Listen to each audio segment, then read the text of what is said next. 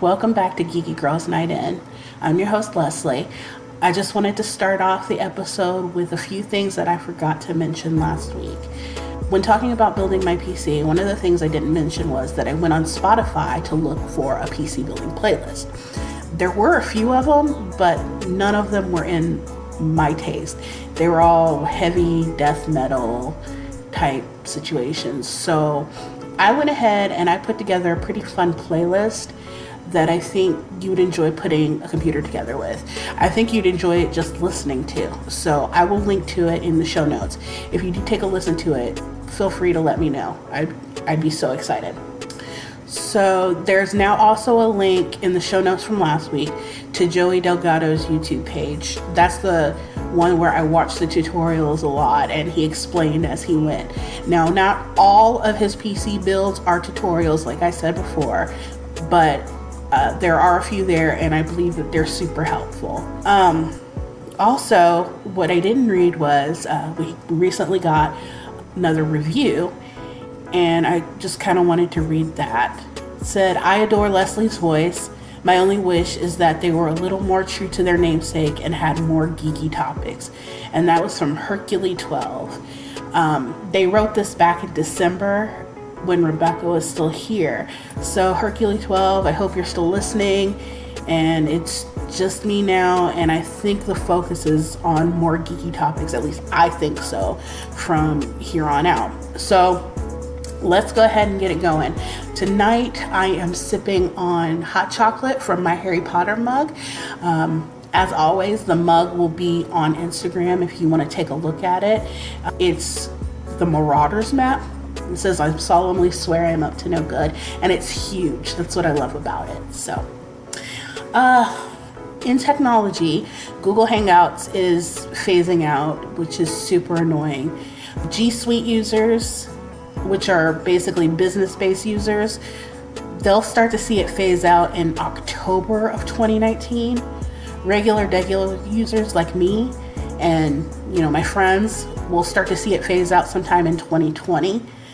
I have one group chat with a bunch of girls, and we've kind of gotten ahead of the curve on it because we aren't 100% certain that the new thing that they're coming out with will be optimal for Apple users. As of right now, Google Hangouts, if you have an iPhone, you're able to join the Hangouts no problems.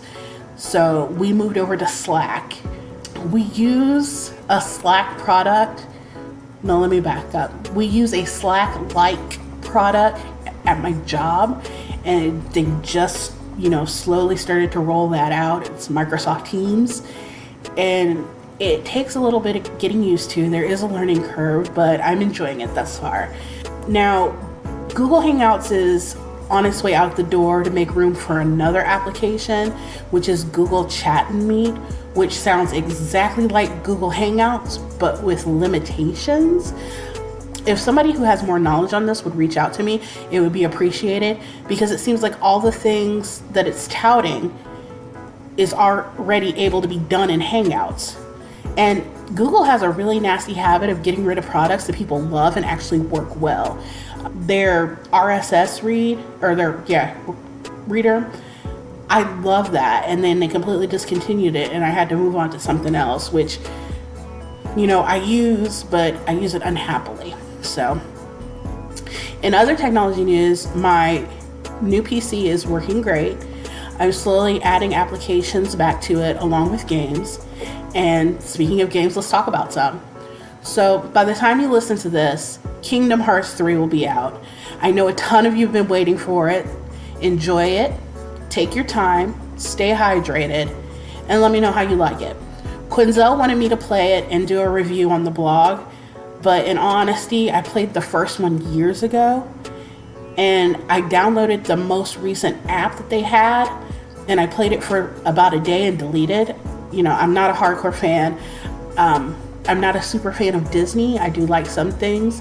The Little Mermaid is my jam. I do enjoy the cutscenes that I have seen in this game, so that's cool. Feel free to call and leave me a message with your thoughts on the game. I would love to hear from you. You can reach me at 785-746-2604. Also, speaking of video games, the relaunch of Guardians of Ember has happened, the beta testing. They're in beta testing right now, and I was offered the chance to play. It's a combination hack and slash and MMORPG. I'm gonna go ahead and read the description for you because it explains it better than I can. The Guardians of Ember first stood against evil in the first Shadow War ages ago. Peace followed and united the human empire with the elves, Nia, and dwarves. However, sinister beings who worship the dark gods continue to reside in the shadows, and the dark forces have been summoned once again. With half of the human empire laid to waste and the threat of war and further destruction looming, only one hope remains: the Ember itself. The era of the Holy War has only just begun. I put a link to the gameplay trailer on our Facebook page. I'll also put it on Twitter as well. And I will link to the beta testing in the show notes below if you're interested in that. Let me know if you do try it, and also let me know what you think. I like the fact that I got to customize a character to what I wanted. They had multiple skin tones, multiple hair shades. I tried to make her nose look like mine, but that didn't work out for me. But yeah, it could have been the character that I chose. I'm not 100% certain. I still have to play around with it more. I'm struggling a little bit with the controls, but once I carve some time out to actually, sit down and play it more, I'll be fine, I believe. It's really simple to pick up the controls. It's just I have to get used to it. So I'll leave a picture on the Geeky Girls Night In Facebook page so you can see my character. I don't know if you can search for people in there, but as always, in any game I play, my username is Andewyn, ANDEWYN. So if you see me, say hey. On the board game, card game front, Pinnacle is teaming up with Last Lion Games to create a card and board games based on Pinnacle's properties. The first one up is Big Easy, and it's a standalone card game that takes place in the world of Deadlands Noir. And the game was designed by the Deadlands Noir author himself, John Goff. And you can either be a private detective, patent scientist, a Hoongan, which I'm not sure what that is, but I'll tell you something interesting. I typed it out and spell check did not come from me. So it is an actual word. I need to Google it. And you have a choice of other noir heroes as well. You'll be solving murder mysteries. If this is something you're interested in, I'll have a link in the show notes as well to sign up for a newsletter so you'll hear when it comes to the Kickstarter. So you will hear when it comes out on Kickstarter. It sounds like a great game, and I'd love to get my hands on it. The cards also, when I read about this, the cards made me think of the boy band game that I tested out at Gen Con last year. I reached out to the creators of the game on Twitter, but I really haven't heard anything back. I'll be super sad if this game is dead in the water. I'm going to try and reach out via email to see if I can find any information on them. This is a game I was truly excited to play. I enjoyed being part of the testers of this game at Gen Con. So if you have no clue what I'm talking about, go to our episode 14 titled Gen Con Was the Place to Be to hear about it. I'd never had so much fun. It also got me more interested in board games. It showed me that there's, something out there for everyone. You walked into the testing room. There were multiple options of games that you could test. And I heard one guy go, "Hey, there's a boy band game here. What is that?" And I immediately scooped that up to try out. So finally, it's time to talk about Dungeons and Dragons. So, a couple months ago in November, I hooked up with Good Games in Indianapolis. Hi, y'all. To do an event. It was called POC D&D. Well, I'm kind of branching out, and I've reached out to some friends of mine, and we've decided to get together and try to do a monthly D&D game. I am super excited about this. I'm also a little terrified because I'm going to be the DM, and I don't have any experience with this at all. I've done one game of D&D. I was just a player, and I followed the guy along brilliantly, and he was great. He was absolutely wonderful, and he just kind of weaved a story. I I think I can do that. I hope I can do that. So when I did the POC D&D at Good Games, I also picked up the basic bare bones Dungeons and Dragons beginner game. So we will be playing with that. And yeah, I'm just a little nervous. I'm reading everything that I can get my hands on, as well as watching anything to get me prepared for this role. I'm also reaching out to you, my listeners, my apple scraps, my woes, my people. I need you to help me. What are some things that are absolutely needed when DMing a game? Be it physical or, something on the computer, anything. I thought that when I bought the game, it would come with that handy dandy folded divider that the DM had at Good Games, and it turns out it does not. So I need to do something about that. I reached out to somebody on Twitter, and he retweeted it for me, and the people are sort of answering, but it's very slowly. But I've got a couple of good ideas there. But if you have ideas as well, I want to hear them. That'd be very appreciated. Unless it's in the adventure book folded up that I have yet to read. That's also possible. We'll be meeting the first weekend in March, and we hope to make it a monthly event. That gives me about a month to get prepared and make sure everybody has a good time. In that vein, what do you guys serve to eat at these things? And look, I've seen the cartoons and the stereotypes of dudes being jacked up on Mountain Dew and Doritos. But I'm going to be honest with you, I'm your local hostess with the mostest. And I also hate Mountain Dew. So there's that. I was thinking of making a breakfast casserole. You really can't go wrong with a breakfast casserole. In TV and movie news, congratulations to Black Panther with 7 Oscar nominations, Wakanda Forever.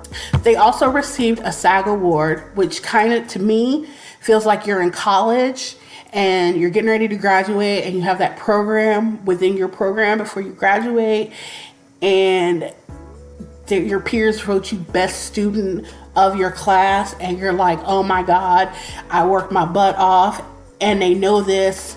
Hooray. So it seems pretty cool. But their SAG award was for outstanding performance by a cast in a motion picture. And honestly, they deserved it. They deserved it. It's such a good film.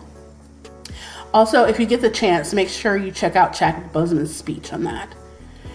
And then also, the new Birds of Prey teaser trailer came out. And I'll be honest with you, I don't know a whole lot about Birds of Prey. It seems like Harley Quinn is not a prominent character from what I read in Wikipedia. She's there. And in the video, I saw Harley Quinn. She was front and center. And I saw somebody carrying a crossbow, which I assume is the Huntress. And then I saw somebody taking whiskey to the face. I don't know who that is, or if that's supposed to be Harley Quinn. I don't think so. And is it Harley Quinn's arm that's broken in the cast with the Gotham written on it? I would assume so, but I could be wrong. So, are they just trying to capitalize on Suicide Squad? Is that why Harley Quinn is front and center? Link to the trailer will be in the show notes as well as on the Facebook page. And that is pretty much all I have for you this week. Not a whole lot. I'm a little stressed about the D&D game, so any advice anybody has is greatly appreciated. But before I end tonight, as I always do, I have another book recommendation for you. A book and a comic. So the book is called The Age of Miracles, and it's by Karen Thompson Walker. And this is a young adult novel that really makes you think. The inner turmoil of the main character in this book kind of felt secondary to what is going on in the world. I want you to imagine the Earth slowing down, maybe even eventually stopping, like its gravitational rotation. Think about what this does to your day and night times, what it would do to time as you know it in general. At the beginning of the book, they're only off by a couple of minutes. By the end, you don't even know how far off they are from 24 hours. Could you imagine not having another pineapple again because the sun doesn't shine as well in those tropical areas and things like that? Sure, you could probably grow them where the sun does shine, but with the Earth's rotation stopping, it's messing up plant growth as well. Think about how much of our food is light-based, photosynthesis-based.